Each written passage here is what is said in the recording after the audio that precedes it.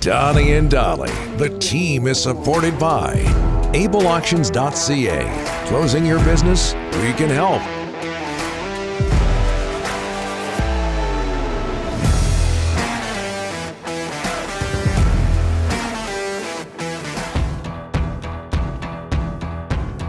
It is, and thanks for the warning there, Ryan. Appreciate that. It is Monday. All of our guests today are sponsored by Basant Motors, celebrating over 30 years in the business. Let them show you why they are a top-rated pre-owned car dealer. Learn more at BasantMotors.com. Val in Richmond wondering if we can start the NHL Tankathon simulator today. Did we not do the simulator jokingly earlier in the season? We did it. Looks like it's obvious. Like 5 games in? Yeah, we did. Yeah. Yeah, okay. Yeah. I actually did it yesterday, like several times. And let's say I did it 20 times. The Tankathon simulator. Yeah. Busy weekend. I'd say 11 times it came up Chicago. And the other team that kept coming up, Detroit, like 4 or 5 times. Detroit. Not with the best odds. Heck of a weekend you had going there. Yeah. At least I wasn't talking to Matthias Olin's foam head. Which could be a band name. All right, Canucks lose 7-4 to the Jets in Winnipeg. They play in Pittsburgh tomorrow as they continue their 5-game road trip. Here to talk about the Canucks, the voice of the Canucks on Sportsnet 650, Brendan Batchelor. Brendan, thanks for doing this, sir. How are you? I'm good. How are you guys? Thanks for having me. Yeah, no problem, Brendan. We're very, very well. Was that one on the goaltenders, Brendan?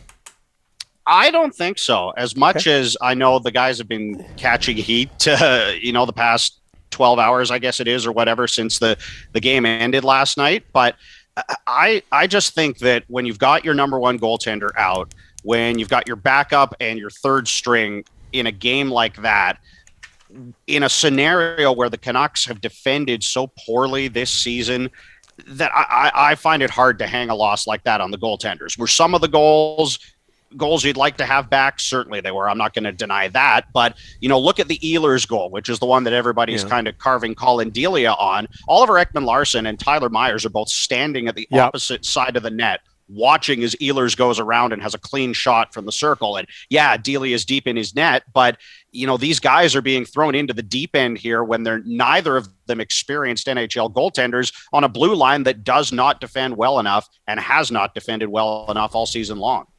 That is they've allowed 5 or more goals 17 times. There you go. What's the Canucks' biggest issue defensively, Brandon?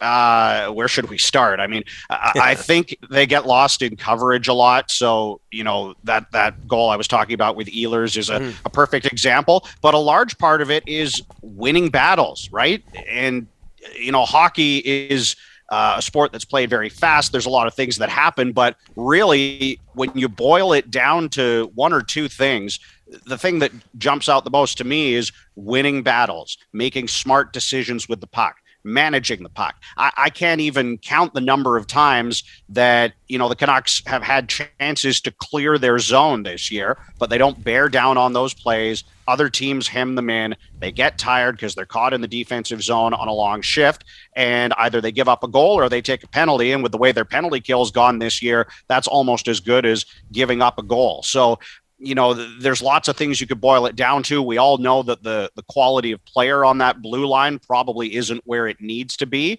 but you've just got to win your battles. You got to make smart plays. You've got to make simple plays. Don't turn the puck over in bad areas of the ice. And that's something that the Canucks have done consistently this year. And it's why they've given up close to 4 goals a game on average on the season.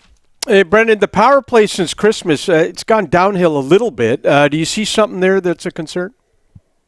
Not particularly. They've been trying some new things. They switched Pettersson and Miller to opposite sides ahead of the game last night, so it gives them a little bit of a different look. It's Miller setting up with the one-timer on the right side, and Pettersson is the downhill guy as a left shot on the left side. I just think that historically, even when this power play's been good, it's been streaky. So you can go back to when I think they were top 5 in the league a couple of years ago under Travis Green, but they would go through stretches where they were scoring multiple power play goals a game and, would get on a run. And then they would also go through stretches where they'd go a few games without scoring a goal on the power play. So the only thing that I can really nitpick at is I think Kuzmenko's been really good lately. I'd like to see him on the top unit playing down low instead of Besser. But, on the list of concerns for this group, even though the power play has been a bit quieter of late, it's pretty low on my list. Hoglander, Podkolzin, Rathbone in the minors. You think that was a good move? They're down there getting a ton of ice, touching the puck a whole lot more, as opposed to being up here 9 minutes and in the press box. Yeah, I agree. I think it's a good spot for those guys for the time being. And then maybe if you move some of these forwards out closer to the deadline, whether it's Horvat or whoever else you might be able to trade, then you've got the opportunity to call them back up and give them some more minutes at the NHL level. But, you're right. Hoglander was, either on the first line or a healthy scratch, it felt like. There wasn't a whole lot of middle ground. They've got some more veteran players or experienced players up with the team now. A guy like Lane Peterson, who, not to take anything away from him, but you're not worrying as much if you're healthy scratching him on a night-to-night basis. And it sounds like all those guys are doing pretty well down in Abbotsford and being part of a team that's having a bit of success. So for your young players to have some success, to get more ice time, and to not be dealing with everything that's revolving around the NHL club right now is probably a good thing at this point. Hey, Brendan, 5 straight wins for the Jets. They're second place in the Central, top 6 in the overall standings. Kyle Connor gets the hat trick. What impresses you about Winnipeg? I think all of the things that we talked about the Canucks struggling with in terms of details and winning battles, the Jets do, and they do consistently, and they play to their structure. And, you can look back at the 5-1 game in Vancouver last month.